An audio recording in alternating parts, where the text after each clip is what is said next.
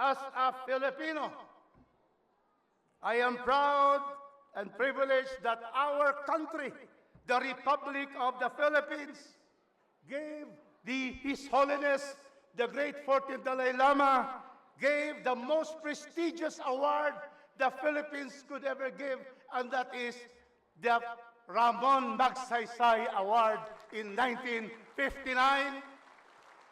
Ramon Magsaysay was one of the most beloved presidents of the Republic of the Philippines, a man of the masses, opening Malacanang Palace to all the residents and the constituents of the Philippines.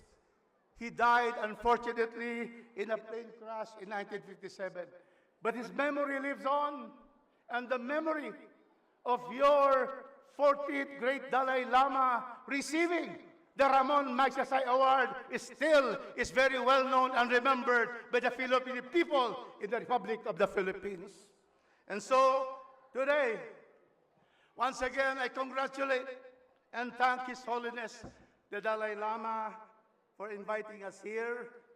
The Dalai Lama is the beacon of strong light in the world for freedom and compassion. Thank you very much, my dear friends. Thank you.